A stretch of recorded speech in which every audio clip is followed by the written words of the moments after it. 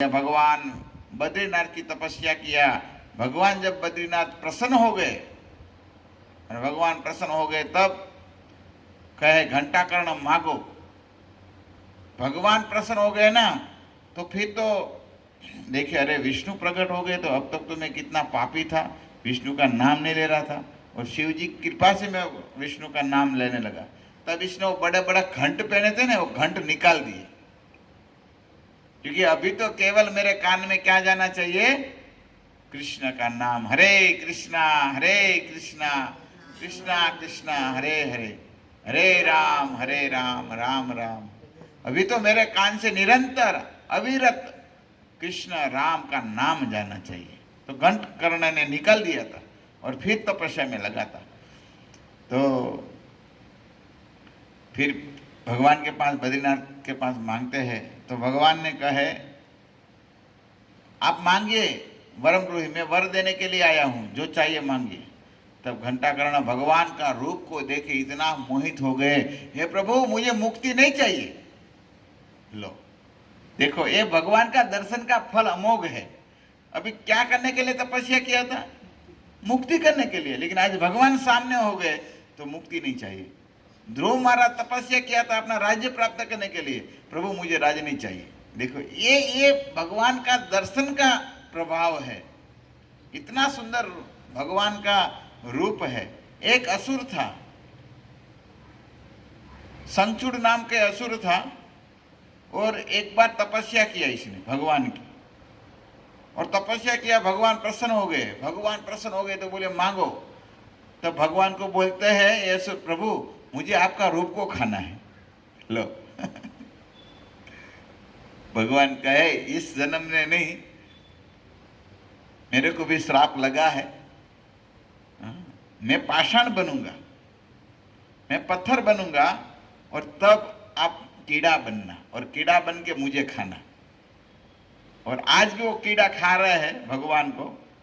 जब आप जाएंगे ना गंडकी पुलहाश्रम, वो जो वो बड़ा मुक्तिनाथ नाम का पर्वत है। कौन सा नाम का पर्वत है, मुक्तिनाथ। और मुक्तिनाथ भगवान भी है। तो ये मुक्तिनाथ पर्वत में एक कीड़ा रहता है, कीड़ा रूप में आता है, और भगवान को खाते हैं।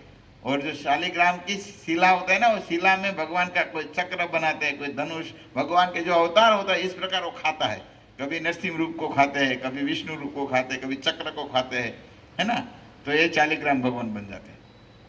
भगवान का रूप इतना मोहित है, वो देखकर ही आनंद आता है इसको। इसलिए नरसिंह मेहता कहते हैं, भक्त होते ना कभी मुक्ति नहीं मांगते। हरि न जन तो मुक्ति न मांगे, है मांगे जन्म जन्म अवतार रे। हरि ना जन कभी मुक्ति नहीं मांगते हैं, क्योंकि मुक्ति को भी मुक्त होना है ना, तो कहाँ जाते हैं, मुक्ति कहे गोपाल को मेरी मुक्ति कब हो जाए। देखो मुक्ति को भी मुक्ति चाहिए ना, तब कहाँ जाते हैं, वृंदावन में जाते हैं, और वृंदावन के गोपाल को कहते हैं, गोपाल मेरी मुक्ति कब होगी। तब मुक्ति कहती है, तब गोपाल कहते हैं बस मेरे धाम में आ गई। मुक्ति को कहते हैं मेरे धाम में आ गई, मेरे धाम की केवल रज और ये जो बालू है वो तेरे सर पर आ जाएगा, तेरी मुक्ति हो जाएगी। समझ में आया। तो इतना ब्रज की माटी का, ब्रज रज का प्रभाव है। मुक्ति को भी मुक्त ब्रज की जो रज होती है करते हैं, ब्रज रज बोलते। इसलिए वृंदावन में 3 रानी है। वृंदावन में कितनी रानी है, अभी भी 3 रानी मौजूद है वृंदावन में। एक है यमुना रानी, यमुना महारानी, एक है यमुना महारानी, दूसरा है ब्रजरानी, ब्रज मतलब ब्रज के जो रज रानी बोलते हैं, और तीसरी है राधा रानी। ये 3 रानी आज भी है, ये महिमा है। तो ये सब बहुत सुंदर लीलाओं का स्मरण होता है। तो फिर दूसरी लीला में हम जाते हैं। लेकिन ये स्मरण तो करे, गोलोक का वर्णन कर रहे हैं तो वो सब याद आ ही जाएगा। घंटा कर्ण कहने लगे प्रभु अभी मुझे मुक्ति नहीं चाहिए। तब प्रभु बोले तो क्या चाहिए? तो बोला प्रभु मैं आपके सामने निरंतर आपकी मूर्ति का दर्शन करता रहूं, बस यही सही है, मुझे दूसरा कुछ नहीं चाहिए। भगवान ने वरम दे दिया वर, और फिर घंटा कर्ण कहते हैं प्रभु मैं आपके सामने बैठूंगा, आपका दर्शन करूंगा, और आपको जो भोग लगेगा वो प्रसाद रूप में मैं सबसे पहले मैं प्राप्त करूं। आज भी नियम है, बद्रिकाश्रम जाएंगे, भगवान बद्रीनाथ को भोग लगता है और बाद में पहला प्रसाद रूप में कहा जाता है घंटा कर्ण के पास। मैं गया, मैं पूछा मेरे थोड़ा प्रसाद हमको भी दो, घंटा कर्ण का हमको भी मिल जाए। तब बोलते अभी तो खा रहे हैं, बाद में मिलेगा। तब तो फिर मिला नहीं कुछ। गया था मैं भी, बद्रीनाथ गया था 4 धाम में, तो घंटा कर्ण का आज भी यहाँ मंदिर है। तो मैं कह रहा था शिवलोक जो प्रश्न होता है ना सबका, शिवलोक में जाते हैं इसका मुक्ति होता है नहीं होता है, लेकिन इस कथा पर पता चलते हैं शिव जी मुक्ति का देव नहीं है। शिव जी जो प्रलय काल, जो प्रलय होता है प्रलय का देवता है, मुक्ति नहीं देते। मुक्ति केवल गोपाल कृष्णा दे सकते हैं, दूसरा कोई नहीं। तो शिवलोक में जाते हैं तो आनंद होता होगा, यहाँ भी यहाँ कहाँ आनंद होगा, भूत के साथ रहने ही कितना आनंद रहेगा। अनुयायी तो ये है ना, शिव जी को भूत के साथ मजा आता है। डरते होंगे, जाते होंगे भी, वो जो तपस्या करके जाते होंगे डरते होंगे, क्योंकि शिव जी के अंश तो सब है ही है, भूत प्रेत ही है। जैसे अभी यहाँ पर लिखे ना, भगवान विष्णु गोलोक में क्या करते हैं, 1 करोड़ योजन वैष्णव को रखते हैं मंडलाकार में। तो शिव जी भी अपने रखते होंगे ना अपने प्रिय भक्तों को, ये सब गड़बम सब। किसी का मुंह नहीं है तो किसी का हाथ नहीं है, किसी का पैर नहीं है, ऐसे ही सब है भूत प्रेत। डर गए थे ना सब, बारात लेके गए थे ना, सुनने ना, क्या नाम था हाँ इसका नाम क्या था, कुछ ऐसा ही था, सुनने ना तो नहीं था, याद नहीं आते जो भी हो। तो मैना, हाँ मैना, सुनैना तो इसका नाम था सीता जी के माता का। तो वो डर गई थी ना, मैना जी डर गई थी, मूर्छित हो गई, जमाई राज का दर्शन देखकर मूर्छित। भूत और भविष्य ऐसा पहला एक ऐसा दृश्य है, सब साँच होती है, वो जमाई क्या बलिया लेती है ना, वो सब डालती है, सब करती है ना, वो बलिया लेती है। लेकिन इस बलिया मौका ही नहीं, देख करे मूर्छित सास। ये बहुत सुंदर वर्णन है, रामायण में लिखा है। तुलसीदास जी ने रामचरितमानस में भगवान के विवाह, शिव जी की विवाह की सुंदर कथा का वर्णन किए। समय मिलेंगे तो आएगा, इसमें हम कहेंगे। तो ऐसे शिवलोक है, तो यहाँ पर वर्णन जो आया मैं इसे कर रहा हूँ। और फिर आगे भगवान ने देखे सब, बहुत सुंदर सब आगे आगे सब वर्णन है। तो ऐसे के सौभाग्यशाली शिवगणों का भी निवास स्थान शिवलोक में है, और सर्वांग भस्म रसाए हुए हैं लोग शिव जी का। यहाँ भी शिवलोक में भी वो भस्म इसको बहुत प्रिय है। तो प्रश्न होता है शिव जी को भस्म क्यों प्रिय है, पता है? अब देखें यहाँ पर हमारे भारत में महाकालेश्वर उज्जैन में, तो यहाँ पर श्रृंगार होता है भस्म का। और कैसे भस्म मालूम है? वो जब वो मरे हुए होते ना, अभी मरे हुए जलाए होता है, ताजा राख होता है ना, राख से इसकी, तो शिव जी का भाव है भाई, शिव जी इसलिए वो भभूत लगाते हैं। शिव जी वैष्णव को बहुत प्रेम करते हैं, और शिव जी भी वैष्णव है। भागवत में कहा गया है 12वां स्कंद में 13वें अध्याय में,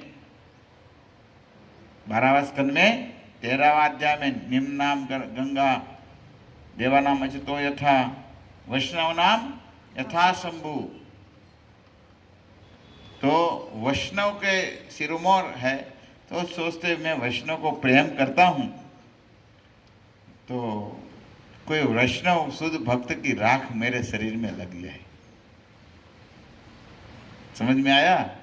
वो चाहते हैं मेरे, मैं इतना आराध्य भगवान, क्योंकि भगवान वैष्णव को प्रेम करते हैं, तो ऐसे मेरे नाथ को प्रेम करने वाले एक वैष्णव की राख भी मेरे शरीर के लिए आभूषण बन जाएंगे। ये शिव है, इसीलिए लगाते हैं। ऐसा नहीं है वो अपना भूत के साथ रहते इसलिए लगाते हैं, ऐसा नहीं है। शिव जी को अपने ढूंढते हैं कोई वैष्णव की राख मुझे मिल जाए, और मिलते भी है। ऐसे वैष्णव को भी अग्नि संस्कार होता है तो शिव जी प्रसन्न हो जाता है। तो इसी तरह शिवलोक का यहाँ पर वर्णन है। जिनके भाल पर अधचंद्र सुभूषित है, जो त्रिशूल तथा पटिधारी है, सभी गंगाधारी सुभट तथा शिवतुल्य जप शक्तिधारी है।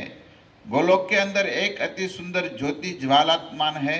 यह ज्योति पूर्ण परमानंद कारक तथा परमानंददायी है। योगी जन सदैव योग द्वारा ज्ञान चक्षु के माध्यम से परमानंददायक निराकर तथा पर के भी अपरा जिसका ध्यान करते हैं। इस ज्योति में भी एक परम मनोहर रूप है, जो वर्ण में नील कमल दल के समान श्याम वर्ण तथा रक्त कमल के तुल्य नेत्रों वाले कोटि कोटि शरद चंद्र की चंद्रिका के समान शोभित मुखार कृत वाले करोड़ों अनंत तुल्य सौंदर्य लीला का मनोहर धाम। यहाँ द्विभुज मुरलीधर मंदमद हास्यमय पीताम्बरधारी मोर मुकुटधारी श्री वत्स चिन्ह तथा कौस्तुभमणि के जिनका वक्षस्थल सुभूषित है। देखो कितना सुंदर वर्णन किया भगवान वेदव्यास जी लिखे हुए हैं। और यहाँ पर विष्णु भगवान गोलोक का वर्णन करते हैं और कहते हैं, देखो कई लोग है ना निराकारवादी होते हैं, निराकार निरंजन निरंजन करते हैं। भगवान क्या है? रूप नहीं है, ऐसे ध्यान करते हैं, लेकिन इसको थोड़ा कुछ तो फल मिलता है, फल तो मिलता है। लेकिन जैसे ज्योतिष में ज्योति का ध्यान करते हैं तो भगवान का ज्योत का रूप में वो दर्शन करते हैं, लेकिन इसमें इतना सुख नहीं इसको मिलता है, फिर दुखी हो जाता है। लेकिन वर्णन कहते हैं यहाँ पर कितना सुंदर, कैसे नील कमल, एक सुंदर कमल है, इस कमल में भगवान मुरलीधर विराजमान है, मुरलीधर वेणुधर सुंदर हंसते हैं, श्याम सुंदर वर्णक है। ऐसे गोलोक में भगवान विराजमान है। और यहाँ पर कई भक्त लोग हैं, कोटि कोटि पूर्ण चंद्र से शोभा मंडित भक्तजन है। और यहाँ पर निर्विकार अर्थात भगवान का आकार है।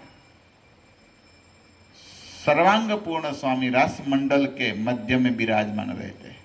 भगवान निरंतर यहाँ, जिसको राशि देखना है कहाँ जाना पड़ेगा? गोलोक में जाना पड़ेगा। और गोलोक में भगवान ऐसे सुंदर रास लीला करते हैं निरंतर। नरसिंह मेहता गए थे रास लीला का दर्शन करने के लिए। तो ऐसे भक्त रास लीला यहाँ पर होती है निरंतर। और आगे ऐसे नारद जी को सुन रहे हैं और भगवान नारायण कह रहे हैं कि आनंद धाम कृष्ण भगवान है। तो भी देखो हम कृष्ण का नाम लेते हैं, ये भी आनंद धाम ही है। भगवान का नाम, भगवान का धाम, भगवान का रूप सब एक है। कलयुग में धाम रूप में भगवान है, प्रकट तो है ही, धाम में जाते तब। लेकिन कलयुग में ज़्यादा प्रभाव किस में है? नाम में है। नाम नाकारी बहुधा निज सर्वशक्ति, नाम का प्रभाव ज़्यादा है। तो इसीलिए हम सबको नाम रूपी धाम का भी श्रवण करेंगे। नाम रूपी धाम का हम जब नाम लेंगे तो भगवान का वो धाम हमको प्राप्त होगा। आगे गोलोकधारी भगवान कृष्ण जो मल मास को देखकर कुछ कह रहे, इसका सुंदर वर्णन है।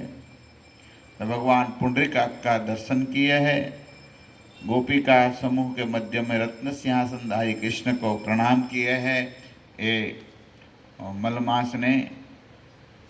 और कहते हैं पहले तो मलमास ऐसे खड़ा रहा, प्रणाम नहीं किया, तब विष्णु भगवान ने प्रणाम किया। देखो ये भी बड़ी कथा है ना। गोलोकधारी कृष्ण को चतुर्भुजधारी विष्णु ने प्रणाम किया, दंडवत प्रणाम किया।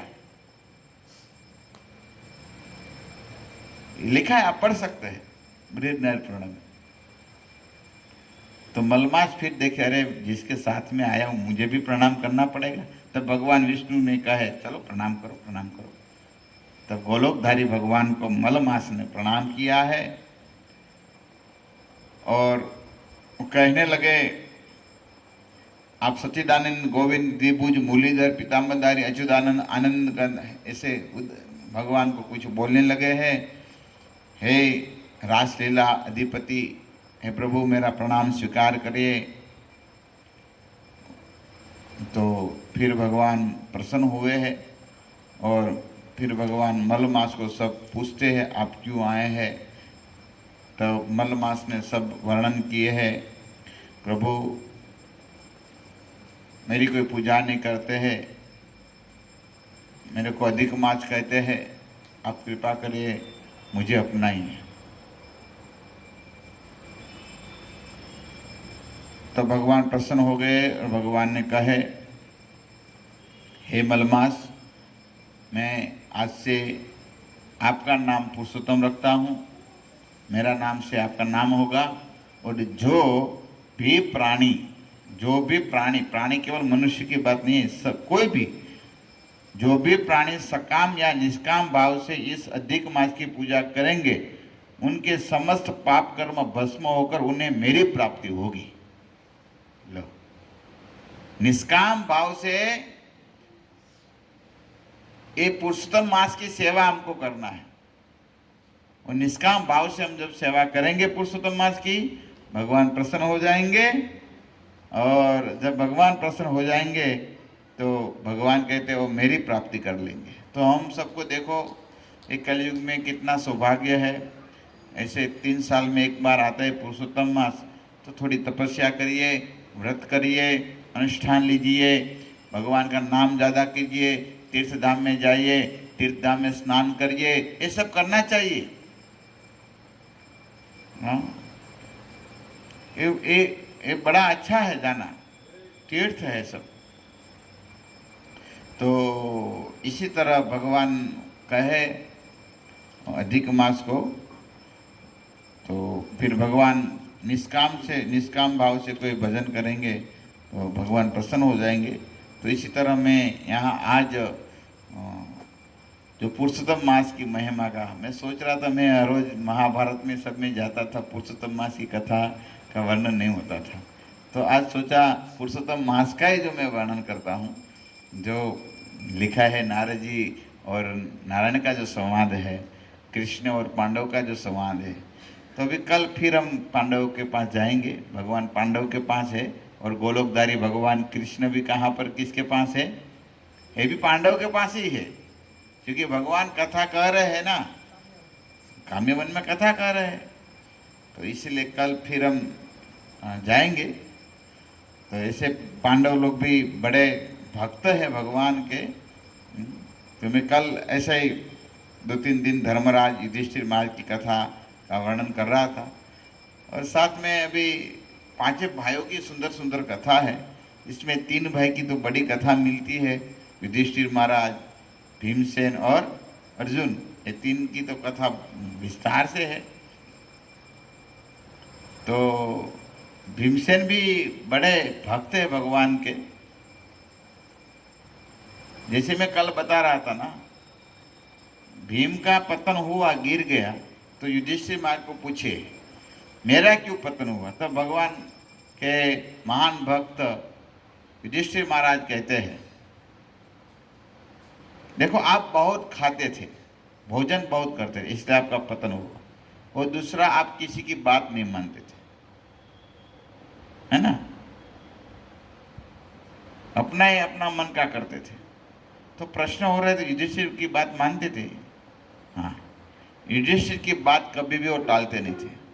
वो दूसरे के सामने वो तंग करते थे, लेकिन युधिष्ठिर महाराज बोलते थे ऐसा तो ऐसा ही करते थे, कभी भी मना नहीं करते थे।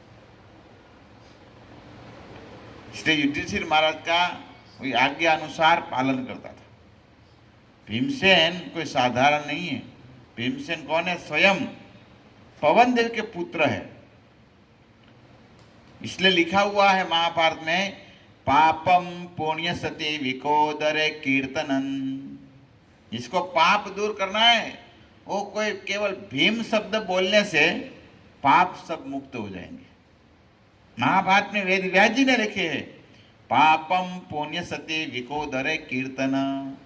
विकोदर का कोई कीर्तन करते हैं तो इसका पाप जड़ से निकल जाता है। भीमसेन पवन देव के पुत्र है। तो बड़ी कथा मिलती है, जब पांडव एक दिन मृज्ञा करने गए थे तो यहाँ किंदम ऋषि अपनी पत्नी के साथ सहवास कर रहे थे, एक हरण का रूप लेके। तो पांडु राजा को नहीं पता था, तो पांडु राजा ने बाण मारा, और बाण मारा तो हिरण से किंदम ऋषि प्रकट हो गए और मरते मरते श्राप दे दिया, आप भी अपनी पत्नी के साथ सहवास करेंगे तो आपका भी मृत्यु होगा। तो श्राप लग गया था। फिर माद्री और कुंती का साथ विवाह होता है, कथा है, लेकिन पूरे पता सबको था भाई किंदम ऋषि का श्राप पांडु को लगा है। तो फिर कई सालों तक राज किया। फिर माद्री और कुंती को लेकर वन में जाते हैं वानप्रस्थ जीवन जीने के लिए। यहाँ पर गए तो एक दिन इसको मन में ग्लानि हुआ, श्राप तो लगा है, लेकिन श्राप भूल गए वो, और कहे मेरा कोई पुत्र नहीं है, मेरा राज कौन संभालेंगे। जब पांडु राजा वानप्रस्थ वन में घूम रहे थे तब विदुर जी को सब सौंप कर गए थे। विदुर जी तब पूरे संभालते थे। युधिष्ठिर का वो सब तो पांडव तो थे ही नहीं, और धृतराष्ट्र भी तब राजा नहीं बने थे। जब पांडु राजा का मृत्यु होते बाद में धृतराष्ट्र बीटते, तब तक संभाले कौन? विदुर जी ने संभाले थे। तो एक दिन ऐसा मन हुआ कि भाई कुछ पुत्र हो जाए, तो वो माद्री का सहवास करने के लिए गए और तब इसकी मृत्यु हुआ।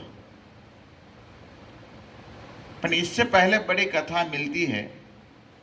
मन में जब पुत्र की कामना हुई तो ऐसे ही कुंती माता भी सती है, तो कुंती माता ने अपने जब बाल्यकाल की जो लीला थी वो वर्णन किया कि जब मैं छोटी सी तब मैं दुर्वासा ऋषि की बहुत सेवा किया था, और दुर्वासा ऋषि प्रसन्न हो गए थे, मुझे 5 वर दिए थे, और वर दिए थे तो तब मैं सूर्य देव का आह्वान किया था, सूर्य पुत्र जन्म हुआ था, वो था कर्ण।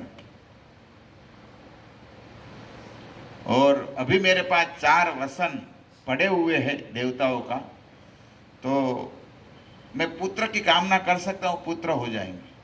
तो कहे ठीक है आप मांगो। तब कुंती माता ने धर्मदेव का आह्वान किया, और तब धर्मराज प्रकट हुए, और एक धर्म रूप में युधिष्ठिर महाराज का पुत्र इसने दिए। और बाद में पवन देव का आह्वान किया, पवन देव वायुदेव आए, और वायुदेव का आह्वान किया तो भीमसेन रूप के पुत्र दिए। और बाद में इंद्र का आह्वान किया, इंद्रदेव आए, और इंद्रदेव ने अर्जुन रूप के पुत्र दिए। तब 3 पुत्र हो गए। तब माद्री के मन में भी ऐसा हुआ, मैं भी पांडु की पत्नी हूँ, मेरा भी कुछ पुत्र हो तो अच्छा है। तब कुंती ने कहे आप, मेरा 1 वर शेष है, और आप अश्विनो कुमार को बुलाइए, वो दोनों पुत्र बन के आएंगे आपका। तब फिर माद्री ने कुंती से कहने से माद्री ने आह्वान किया अश्वनी कुमार को। फिर अश्विनी कुमार दोनों प्रकट हुए सहदेव और नकुल रूप में। तो भीमसेन की कथा, भीमसेन तो भीमसेन है भाई।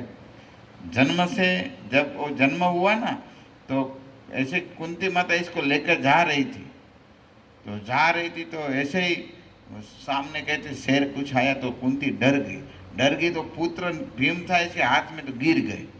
छोटा केवल था 3-4 दिन का समझो, और गिर गए तो एक बड़ी शिला नीचे पड़ी थी, बड़ा पत्थर शिला थी, तो इसके ऊपर गिरे भीम, और जैसे गिरे तो पत्थर था, और पत्थर का 2 भाग हो गए। भीम को कुछ नहीं हुआ, जन्म से इतना शक्तिशाली थे। इसलिए कहते हो जन्म लिया तभी इसके 2000 हाथी की शक्ति इसके पास थी। इसलिए बहुत सुंदर कथा है महाभारत में। जब पांडव लोग वाराणसी में जाते हैं, और तब यहाँ पर एक असुर था हिडिंबा। हिडिंबा इसकी पत्नी का भी नाम है ना, हिडिंबा असुर। तो वो देखे, इसको देख पहले तो इसको सुगंध आ गया नाक से, अरे कोई मनुष्य आया है। और इसकी बहन हिडिंबा थी ना, इसकी बहन, और हिडिंबा हिडिंब कहने लगा, अरे आज कुछ मनुष्य यहाँ पर दिख रहे, देख यहाँ कहाँ मनुष्य है। वो पेड़ पर चढ़ाओ, देखा यहाँ कितने दूर, देखो मनुष्य पड़ा है, लेके आओ। रात होता। तब अपनी बहन गई, क्योंकि भाई की सेवा में तो रहती थी, और कहते हम दोनों आज उत्सव करेंगे, मनुष्य कई सालों बाद हमको मनुष्य का मांस मिल रहे खाने के लिए। तब गए, तो थोड़े दूर गए तो देखे, यहाँ पर बहुत सुंदर कथा है, मैं कल बताऊंगा, समय हो चुका है, तो मैं संक्षेप करता हूँ केवल। भीम थकान हो गए थे, क्योंकि लाक्षागृह वाली कथा यहाँ से ही चालू होता है, इससे पहले लाक्षा वाले गृह आते, तो सब थक गए थे और सब सो गए थे। भीम खाते थे ना, काम भी इतने करते थे। हमारे गुरु महाराज कहते थे जितना खाते इतना काम भी करना पड़ता है। भीम इतना खाते थे, जब और लाक्षागृह में जब अग्नि लगाए और सुरंग से वो निकले, तो इतने भागे हैं, पांडव थक गए थे, चारों भाई। कुंती माता थक गई, तब क्या किया, कुंती माता को कंध पर बिठा दिया, और दोनों भाई को यहाँ बिठा दिए, और अर्जुन और युधिष्ठिर यहाँ अपने बाहू में बिठ गए, और लेके भागे थे। फिर इतनी शक्ति थी इसके पास, साधारण नहीं थे, खाते थे लेकिन काम भी इतने करते थे, एवरेज देते थे। और हमारा उल्टा हो गया है, एवरेज नहीं देते। हाँ, खाते हैं लेकिन एवरेज नहीं आते हैं। वो जब गाड़ी होता है ना, वो गाड़ी जब 4-5 साल के बाद एवरेज नहीं देती है ना, तो भक्ति में ऐसा होता है, जैसे जितना हम ज़्यादा साल भक्ति में लगे, इतना भक्ति ज़्यादा करनी चाहिए, लेकिन फिर उल्टा होता है भक्ति में। जब नहीं आते हैं ना, तब वजन बहुत होता है, जैसे पुराना होता है ना, फिर एवरेज कम। वो तो बहुत हमने पहले कर लिया, बस ऐसे ही जब उदाहरण देते मेरे जैसे मूर्ख, हमने पहले तो एक कर लिया, ये बड़ा दुख है। तो भीमसेन बहुत सेवा करते हैं, बहुत सेवा किया हुआ है भीमसेन। तो ये बड़ी कथा है, कल इस कथा में थोड़ा हम विस्तार से जाएंगे। तो कल ऐसे भी पुरुषोत्तम मास की कथा चल ही रही है, तो इसमें सब कथाओं में ये भी कथाओं का हम थोड़ा वर्णन करेंगे, क्योंकि भगवान कृष्ण पांडव को कथा कह रहे हैं सब, इसलिए मैं पांडव की कथा यहाँ पर कर रहा हूँ। मैं अवगत, मुझे पूरा याद है, मैं पुरुषोत्तम मास की कथा कहता हूँ, लेकिन इसमें जो जो नाम आता है, इस नाम को भी हमको समझना, क्योंकि भगवान कृष्ण द्वारका छोड़कर पांडव के पास रहते थे, है ना। वो परीक्षित महाराज का प्रश्न भी एक है, हमारा दादाओं की साथी रहते थे कृष्ण, ऐसे बड़े, हाँ, भगवान कृष्ण की कथा कहो हमको, हमारा दादा का कितना सौभाग्य थे, कहते हैं परीक्षित महाराज। तो हम भी इस कथाओं का कुछ गुणगान करेंगे जो हमारे मति में गुरुदेव की कृपा से जो आएंगे। हरे कृष्णा कृष्णा कृष्णा हरे हरे, हरे राम राम राम हरे हरे। श्रील प्रभुपाद महाराज की